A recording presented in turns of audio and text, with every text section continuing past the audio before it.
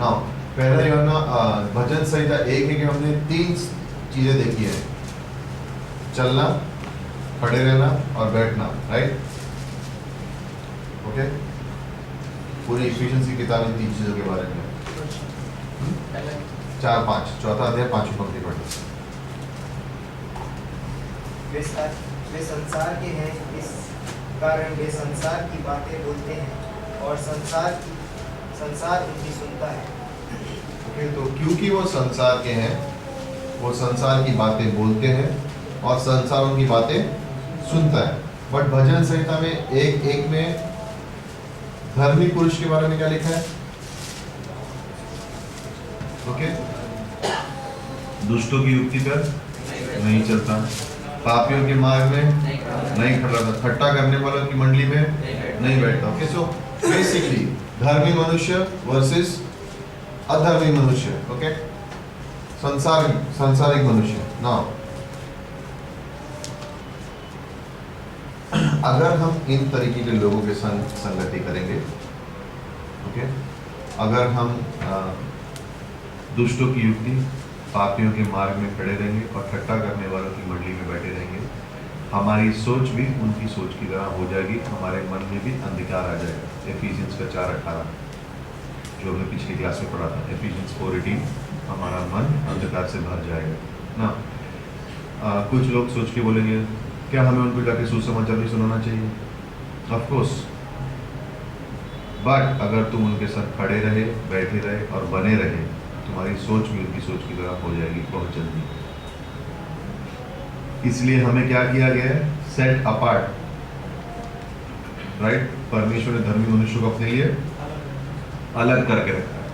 जब परमेश्वर ने हमें अलग करके रखा है तो हम भी थोड़े अलग रहते हैं ना। इसका ये मतलब नहीं कि हम तो सुसमाचार नहीं बांटते, हम बांट लिए, लेकिन अगर हम देख रहे हैं कि उनके जीवन में बदलाव नहीं है तो मुझे अपने मन को अंधकार में नहीं डालना। अगर एक पानी का गिलास ले लो और उसमें स्याही डाल दो 2 बूंद, क्या होगा? 2 बूंद से, करेक्ट? उस 2 बूंद स्याही को निकालने के लिए कितना साफ पानी और डालना पड़ेगा? डालते रहो बहेगा, हल्के हल्के फिर से साफ हो जाएगा, राइट? बट गंदा करने के लिए कितना लगा? 1 बूंद स्याही काफी होगी ना। उसी तरह से हमारे मन के, हम अपने मन को उस तरह से रखें। मैं बाइबल संभाल के पढ़ सकता हूँ, लेकिन अगर गलत लोगों की सोच की संगत, गलत लोगों के संग संगति करता रहा, अधर्मी लोगों के संग संगति करता रहा, उनकी सोच मेरे पवित्र सोच को खराब करने में समय नहीं बिताएगी। याद रखना, उनकी सोच उनकी अपनी सोच नहीं है, शैतान की सोच है। शैतान उन्हें पूरी समझ दे रहा है पीछे से करने के लिए। तो एक पवित्र चीज, सफेद शर्ट को 1 बूंद भी दाग लग जाए तो दिख जाता है, करेक्ट? उस तरह से हमारा मन भी है, हमें नया स्वभाव दिया गया, तो हम हमारी संगति में संभाल के रखते हैं। ओके, फर्स्टली वर्ष नंबर 2 में, परंतु वो तो यहोवा की व्यवस्था में प्रसन्न रहता है। सेकंड चीज एक शिष्य के लिए, फर्स्ट हम गलत संगति में नहीं रहते हैं। सेकंड, हम उसके वचनों की जो व्यवस्था है उसमें हम प्रसन्न रहते हैं। तो विश्वासी अगर बाइबल से प्रेम करेगा और उस पर मनन करेगा तो वो प्रसन्न रहेगा। हम बाइबल लेके घूमने के लिए नहीं, मैं जहाँ जाता हूँ मेरी बाइबल मेरे संग जाती है, मैं मेरी बाइबल से बहुत प्रेम करता हूँ, लेकिन मैं खुलता नहीं। वो वाला प्रेम नहीं चाहिए कि मेरे पास बाइबल है, इतनी बड़ी है, इतने पेजेस हैं, ये वाली बाइबल है, सबसे लेटेस्ट है, वो वाला प्रेम नहीं चाहिए।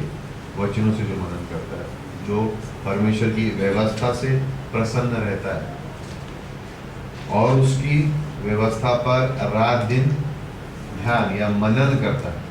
सो एक शिष्य के लिए उसका वचन जो है वो उसके प्रसन्नता के लिए। ओके,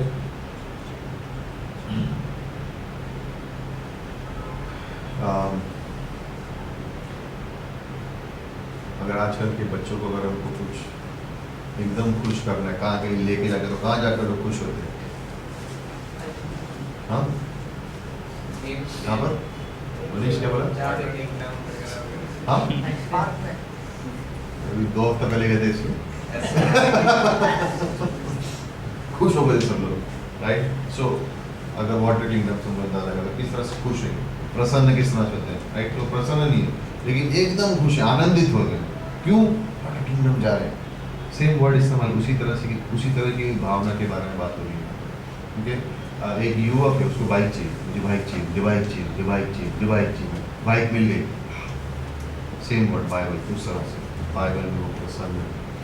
वचन संहिता में देखोगे और नीति वचन में देखोगे, जहाँ जहाँ पे वचनों के बारे में बात हो रही है वहाँ पे शब्द का इस्तेमाल किए जा रहे हैं। मीठा, मध की तरह, रोशनी, ज्योति, नीति वचन में खजाना, सोने के समान, सो किस तरह से बाइबल के लिए जो वचन इस्तेमाल किए जा रहे हैं वो ऊंचे हैं, राइट? सब अच्छे हैं।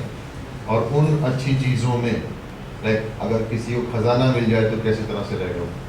अगर कोई चीज़ मीठी खा लेते तो किस तरह से मन, लाइक कोई मीठा खाने के बाद गंदा मुंह बना सकता है? कितना कठिन होता है ना, कोशिश करके देखना, कोई एकदम मीठी चीज़ खाना तो गंदा मुंह बनाना, बनेगा ही नहीं, मुंह पे मुस्कान ही आती है, राइट? कोशिश करके देखना कभी, मैंने ट्राई किया था एक बार, खाया नहीं, मुंह का अच्छे लगा, बोलते हुए ऐसे आ रही। बट सो कहने का मतलब क्या है, वो वर्ड्स वहाँ पे क्यों डाले गए? क्योंकि उन बातों से बाइबल उस तरीके से हमें प्रसन्न करती है। तो छोटी छोटी चीज़ें जैसे जिस तरह से हम जीवन से प्रसन्न होते हैं, अगर हम वचनों को मनन करके रखेंगे तो बाइबल उस तरह से हमें प्रसन्न करती है। ठीक, सो इसीलिए ये सारे अलग अलग तरीके के वर्ड्स इस्तेमाल किए गए हैं। ठीक, सो जिस तरह से तुम पढ़ते हो जब हम बाइबल पढ़ते हैं, एक मोटिवेशन है, एक मनन करते हैं, ध्यान देते हैं, कंसंट्रेशन, ओके, ध्यान देते हैं। नाउ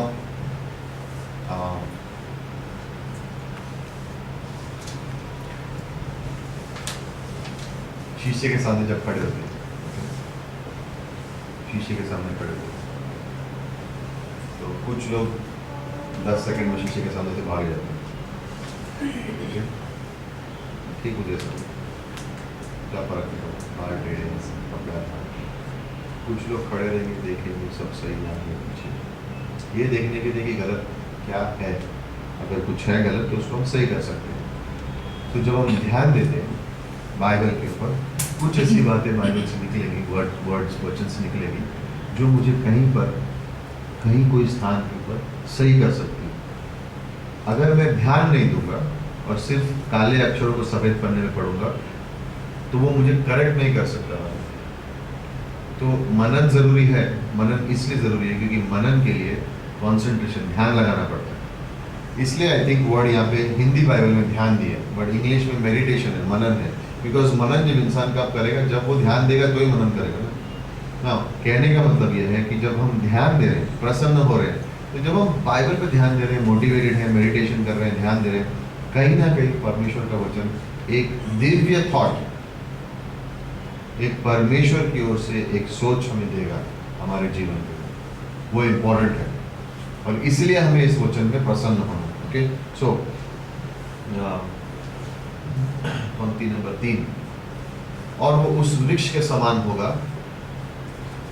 जो बहती नालियों के किनारे लगाया गया है। ना यहाँ पे जो वृक्ष का चित्र है, बेसिकली इस तरह से नहीं सोचना कि वो छोटा सा वृक्ष है, बहुत बड़ा वृक्ष है। ओक पेड़ कहते हैं ना, ओक का पेड़, हाँ मुझे पता नहीं हिंदी में उसका राइट वर्ड क्या है, बट आई मीन कोशिश करो कितना करना उसको तोड़ने के लिए। हाँ हाँ, करो कितना कोशिश करो, कोशिश करो उसको तोड़ने की, हिलाने की, नहीं हिलेगा।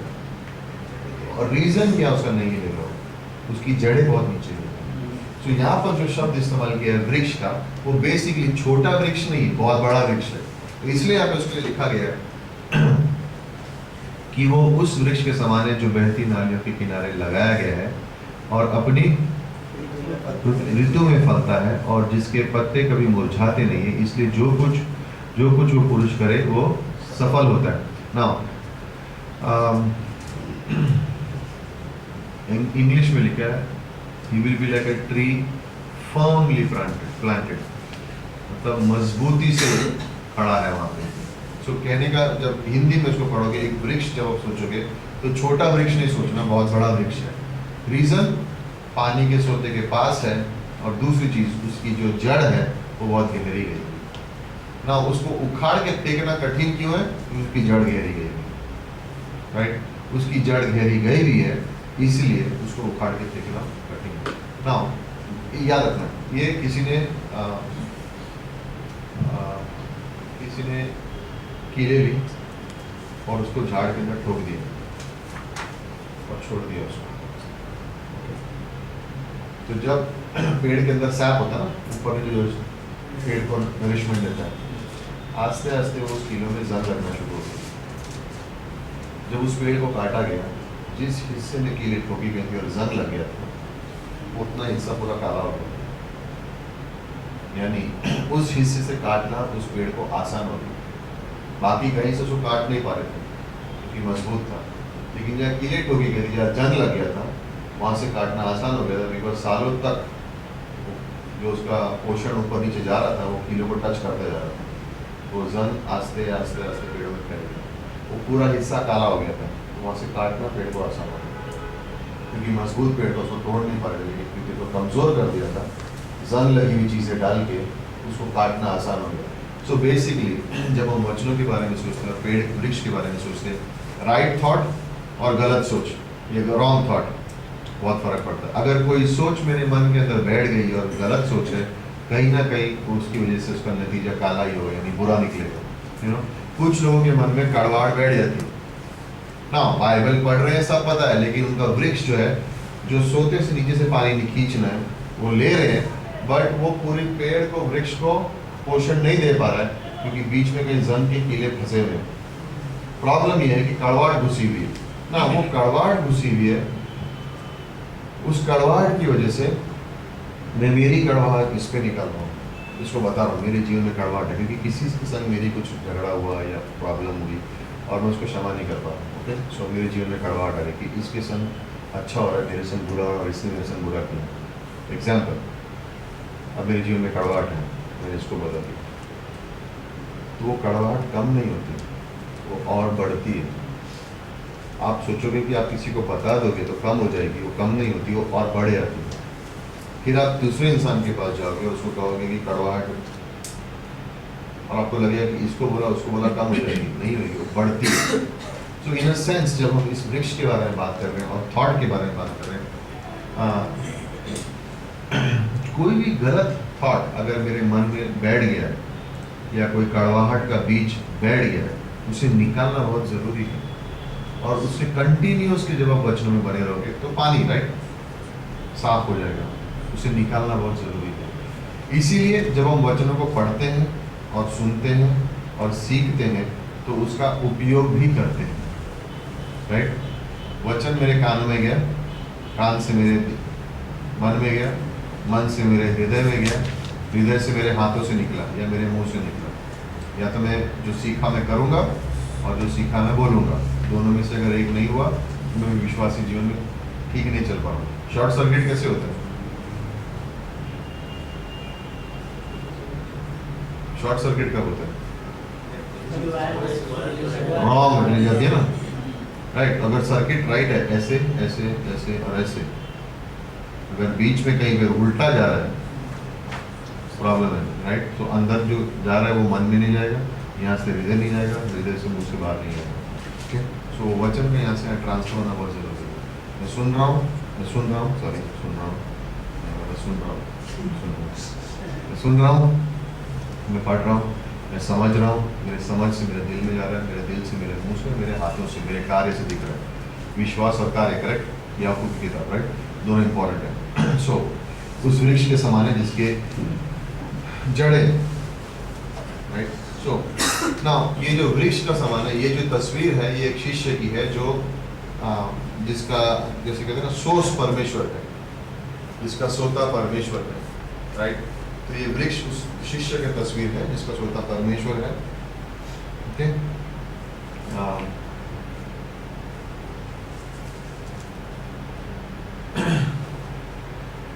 इस तरह से सोचते हैं, वृक्ष में फल क्यों आता है या किसकी वजह से आता है? उसका पोषण कहाँ से आता है? जड़ों से। क्या वो जड़ें दिख रही हैं बट फल दिख रहा है? विश्वासी का जीवन सेम चित्र है। अगर उसका सोर्स फाउंडेशन परमेश्वर है, वो शायद दिखेगा नहीं बट फल दिखेगा। अगर फाउंडेशन राइट है तो फल दिखेगा, अगर फाउंडेशन राइट नहीं है तो फल नहीं दिखेगा। अगर फाउंडेशन बाइबल है फल दिखेगा, फाउंडेशन कुछ और है तो गंदा फल आएगा, right. So in a sense भजन संहिता 46:10, यशायाह 26:3, भजन संहिता 46:10 और यशायाह 26:3।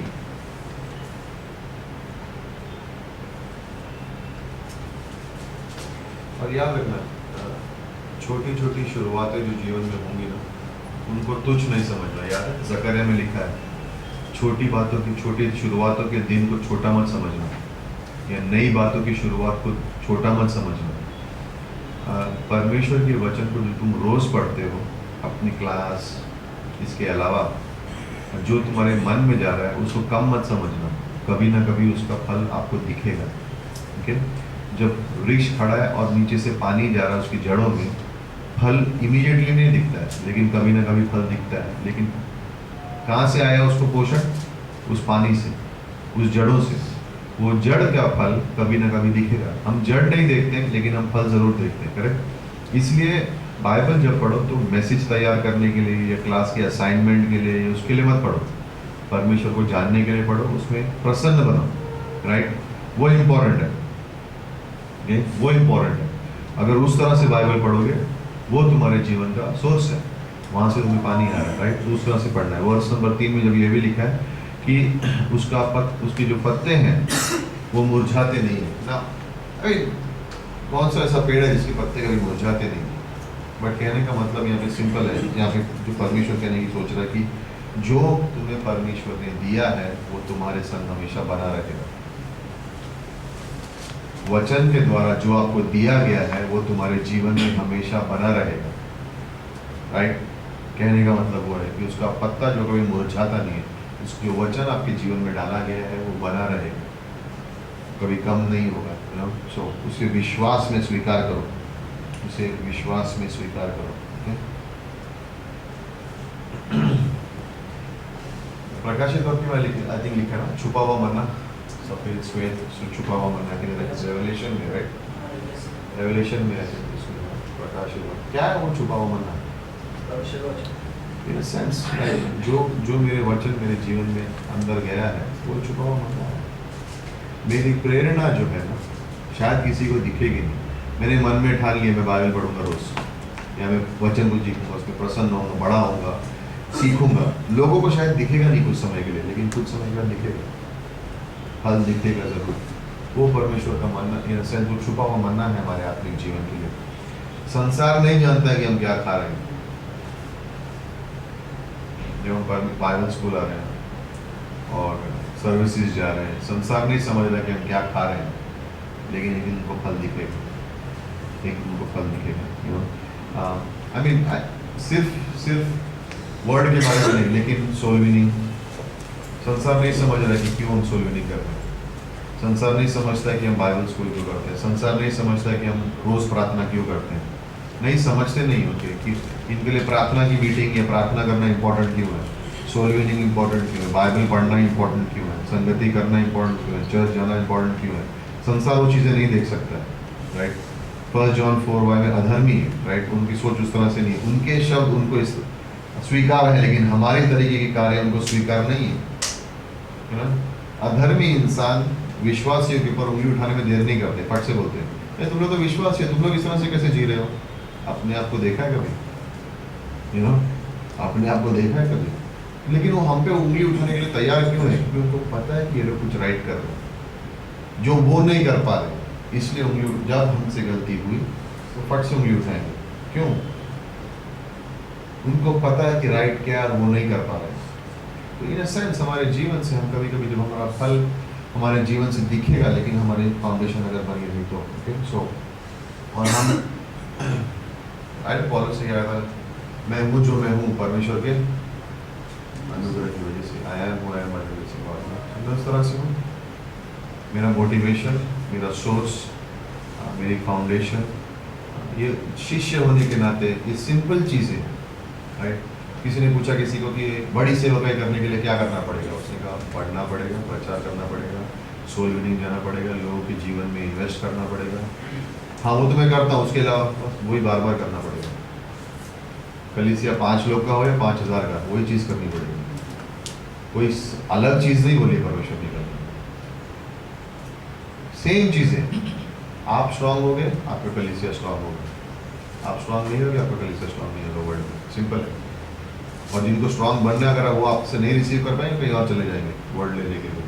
जिसको वचन चाहिए उसको वचन देना जरूरी है। तो आपको वचन में पढ़ना, स्ट्रांग बनना जरूरी है, तो आप दूसरों को स्ट्रांग बना सकते हो। अगर आप स्ट्रांग नहीं हो, दूसरे को आप स्ट्रांग क्या बनाओगे? ओके, आप सोल विनिंग जाओगे तो दूसरे सोल विनिंग जाएंगे, आप नहीं जाओगे तो दूसरे भी नहीं जाएंगे। सिंपल है, कनेक्टेड है हर जगह से। आपको जो आप करोगे वही आपके लोग भी करेंगे। आपने गलती की, वो भी वही गलती करेंगे, राइट। अब्राहम, इसहाक, याकूब, ये मेरी पत्नी नहीं, मेरी बहन है। इसहाक ने भी वही बोला, याकूब ने भी वही किया, सब सेम सेम, एक की गलती कॉपी होता है, okay? होता है, राइट। सो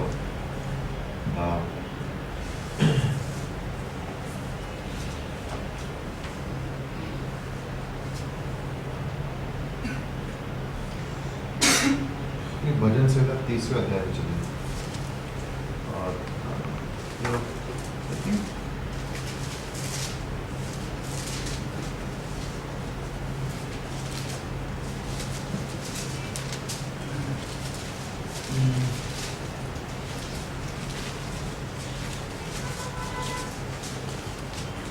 फ्लेवर को क्या बोलोगे? फ्लेवर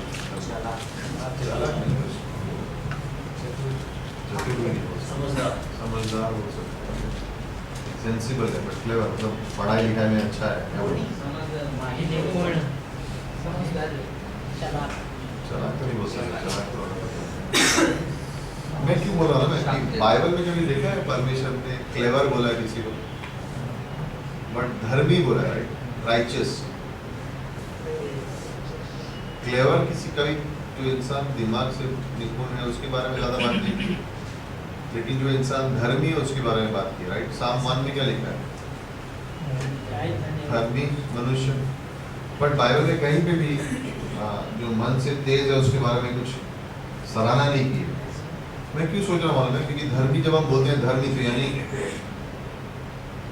परमेश्वर की धार्मिकता उसके अंदर है, इसलिए वो धर्मी है, करेक्ट। तो इन अ सेंस अगर वो बुद्धि से वो तेज भी है, तो उसकी कहीं भी परमेश्वर ने सराहना नहीं की है, बिकॉज मनुष्य की बुद्धि कितनी भी तेज है, परमेश्वर के सामने मूर्खता है, राइट।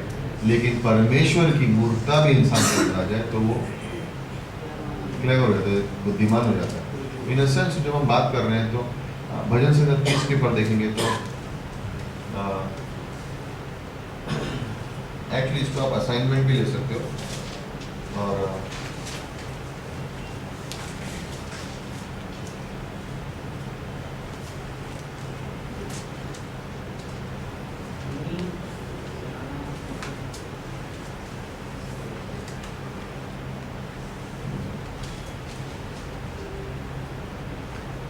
यहोवा वर्ड देखो कितनी बार इस्तेमाल किया गया इस बार, 12 पंक्तियों में वर्ड यहोवा देखो कितनी बार, 12 वर्सेस है, 30वें अध्याय। नाउ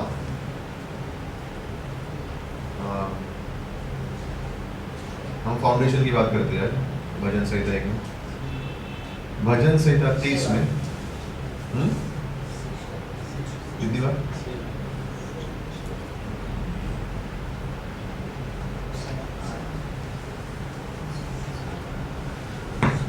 यहोवा 9 बार है, राइट। परमेश्वर कितनी बार है? पिता देखो कितनी बार है, राइट। सो भजन संहिता 30 के अंदर हर स्थान पर लेखक जो है वो परमेश्वर को धन्यवाद दे रहा है किसी चीज के लिए, ओके। तूने मुझे खींचकर निकाला है, मैंने तेरी दोहाई दी और तूने मुझे चंगा किया, मेरे प्राणों को अधोलोक से निकाला है, राइट। सो बेसिकली असाइनमेंट में क्या करना है आपको, ज़्यादा टाइम नहीं होना चाहिए तो अभी भी प्रैक्टिस कर सकते हो। फाउंडेशन, करेक्ट, फाउंडेशन जब हमने बात की भजन संहिता 1:1 में, उसका जड़ जो है, ये लेखक अपने जीवन में कोई भी स्थिति है उसका जड़ परमेश्वर को मानता है। आप पढ़ोगे तो आप देखोगे कि कितनी सारी परिस्थितियां हैं जहाँ पर वो परमेश्वर का नाम लेके उसको धन्यवाद दे रहा है, हर चीज में से उसको छुटकारा देने के लिए या चंगाई देने के लिए। सो बेसिकली आप क्या कर सकते हो, आप एक पेज लेते हो, एक पेज, और आगे लिख के आप ये सोच सकते हो कि जहाँ से उसको छुड़वाया है, ओके, वर्स 1 में लिखा है, क्योंकि तूने मुझे खींच कर निकाला है, ओके। हम बेसिकली खींच कर निकाला है, उद्धार के बारे में बात हो रही है, उद्धार के बारे में बात हो रही है, खींच कर निकाला है, और मेरे शत्रुओं को मुझ पर आनंद करने नहीं दिया। सो परमेश्वर मेरा फाउंडेशन है किस चीज़ के लिए, उद्धार के लिए, और मेरे शत्रुओं को मेरे ऊपर ना हो, राइट। सो इन 12 वर्सेस में आप खुद बैठ के लिख सकते हो कि आपको क्या समझ में आया कि परमेश्वर, लाइक, बिकॉज दाऊद की फाउंडेशन परमेश्वर था, इसलिए इन सब चीज़ों को जो उसने लिखी है वो परमेश्वर को धन्यवाद दे रहा है। सो असाइनमेंट क्या करना है, भजन संहिता 30 लिखना है, लिखो मत, बट हर वर्ष में से पहला पंक्ति लिखना, उसमें आपको परमेश्वर को धन्यवाद दिया इस चीज़ के लिए और इस चीज़ के लिए, और उसकी एक लिस्ट बना लो 12 पंक्तियों में, और देखो कितनी चीज़ें निकलती, कितनी चीज़ों के लिए दे सकते हैं, ओके, ठीक है। कुछ सवाल समझ गए कि नहीं तुम? जैसे यहाँ पर वर्ष नंबर 1 में क्या लिखा है, मैं तुझे सराहूंगा। सो हम क्या बात कर रहे हैं, भजन संहिता एक फाउंडेशन परमेश्वर है। जब परमेश्वर मेरा फाउंडेशन है, अलग अलग चीजों के बारे में हमने बात की। भजन संहिता में दाऊद का फाउंडेशन परमेश्वर यहोवा है। नाउ किस बातों के लिए परमेश्वर यहोवा को यहाँ पर दाऊद धन्यवाद दे रहा है, ओके। नाउ चलो वर्ष नंबर 7 देखो क्या लिखा है। हे यहोवा, अपनी प्रसन्नता से तूने मेरे पहाड़ को दृढ़ और स्थिर किया था। जब तूने अपना मुंह फेर लिया तब मैं घबरा गया। सो अब परमेश्वर मेरा फाउंडेशन, तो यहाँ से क्या बातें मैं सीख सकता हूँ? वो मेरी प्रसन्नता, प्रसन्नता के बारे में तो नहीं, कुछ और चीज के बारे में। क्योंकि परमेश्वर उनके लिए पहाड़ की तरह सब किसी की तरह नहीं, उनको कोई भी चीज ढाल की तरह था, ढाल बन के बैठा, ढाल की तरह। ओके। सेकंड चीज, जब तूने अपना मुंह मुझसे फेर लिया तो मैं घबरा गया। ओल्ड टेस्टामेंट में क्या हो रहा था, पवित्र आत्मा आ रहा था, सो बट जब मैं घबरा गया, इन सेंस संगति जब टूटी तो मुझे अच्छा नहीं लगा। तो मेरा फाउंडेशन परमेश्वर से इतना स्ट्रांग है, मैं जानता हूँ कि मेरे सामने है, वो मेरी ढाल है, लेकिन मैं ऐसा कुछ नहीं करना चाहूँगा कि मेरी संगति उसके अंदर टूटे। आइडिया है ये, मैं ऑन द स्पॉट किया अभी, जैसे अपने मन से सोच के, बट आप मनन करो और आप सोचो कि आपको हर वर्ड से क्या मिलेगा। और याद रखना, बिकॉज परमेश्वर मेरा फाउंडेशन है, मेरी नींव है, परमेश्वर के द्वारा मेरी जड़ें मजबूत हो रही हैं, तो मैं किस तरह से जी रहा हूँ। तो इन सब बातों को 12 पंक्तियाँ, और एक्चुअली आपको बहुत अच्छा लगेगा जब आप असाइनमेंट करोगे तो सोच के करना, जल्दी में मत करना, एक पंक्ति को सोचना। और अगर आपको उसके आगे कोई उदाहरण देना है जहाँ पे आपको लग रहा है कि हाँ ये कनेक्ट हो रहा है ना, वर्ष नंबर 6 में कुछ कनेक्ट हुआ, 2 चीज़ें, अब्राहम पर्वत हर जगह बचा के रखा, मैं घबरा गया, दाऊद भजन संहिता 51, जब उसने पाप किया तो उसको डर लग रहा था कि पवित्र आत्मा ले नहीं जाए, संगति टूट गई थी, correct. So on the spot 2 thought. सो उस तरह से आप डिसाइड कीजिए कि आपको लिखना है, और मैं करेक्ट करने के आराम से करेक्ट करूँगा। यहाँ दाऊद की जगह प्राप्त हो रहा है, कुछ भी करो, मैं एग्जाम्पल दे रहा हूँ, मैं ये नहीं करूँ कि जो मैं बोल रहा हूँ उस तरह से करो। आइडिया क्या, आपको क्या करना है, वर्स 1 वर्स 2 तो यहाँ पे भजन संहिता 1-2 क्या लिखा है, जो उसके वचनों पर तो मनन करके असाइनमेंट करना, आइडिया मनन करना है। सॉरी क्या बोल रहे थे? यहाँ जो परमेश्वर की महानता को दिखा, मतलब शो करना। दाऊद वहाँ पे जब लिख रहा है तो क्यों, तो आप उससे क्या समझते हो? तू मेरा पहाड़ है, अभी आप देखो कि आपको क्या समझा कि पहाड़ है, यानी मेरी ढाल बन के खड़ा है, तो मुझे कोई चीज़ छू नहीं सकती। एप्लीकेशन पर्सनल हो गई ना, बाइबल में लिखा है, लेकिन जब मैं मनन कर रहा हूँ तो क्या हो रहा है, मेरे लिए क्या मतलब है वो? मनन करते क्यों है? तो बाइबल में लिखा हमें पता है, लेकिन मनन क्या करते हैं? ताकि हम अपने जीवन में उसको इस्तेमाल कैसे कर सकें। तो उस तरह से आप देखिए कि आपको क्या समझ रहा है उसमें से। फर्स्ट शमूएल भजन संहिता 30 के पहली पंक्ति से आपको क्या समझता है कि परमेश्वर क्या है आपके लिए? उस पंक्ति से आपको क्या समझता है? ओके, और आप एंड में जब देखोगे तो हर जगह पे अगर परमेश्वर आपका फाउंडेशन है या नींव है तो ही आप ये लिख सकते हो। इसलिए भजन संहिता 30 बहुत इंपॉर्टेंट है, क्योंकि पूरी भजन संहिता में उसे धन्यवाद दे रहा है। और धन्यवाद क्यों दे रहा है? बिकॉज परमेश्वर उसको 1 2 3 4 5 6 चीज़ों से छुटकारा दिलाया है, या उसके अंदर वो समझ गया है कि परमेश्वर कौन है। सो मनन करो, आपको आंसर मिल जाएगा। राइट, रमन प्रार्थना करोगे? धन्यवाद परमेश्वर इस खूबसूरत क्लास के लिए। परमेश्वर धन्यवाद करते पिता आपके बहुमूल्य वचन के लिए जो सोने से भी महंगे हैं। धन्यवाद करते परमेश्वर आपके वचन के द्वारा आपने हमें सिखाया, हमें मदद किया समझने के लिए। प्रभु प्रार्थना करते होने दे परमेश्वर इस वचनों को हम अपने व्यक्तिगत जीवन में लागू कर सके। हम पिता परमेश्वर हम आपके बुद्धि के अनुसार जो भी आपके वचन है, जो भी आपका ज्ञान है, समझ है, उसके अनुसार जीवन जी सके। प्रभु प्रार्थना करते परमेश्वर आप मदद करना इस क्लास के द्वारा हमें आपकी महिमा करने के लिए और आप में बढ़ने के लिए पिता यीशु मसीह के नाम से मांगते हैं। आमीन।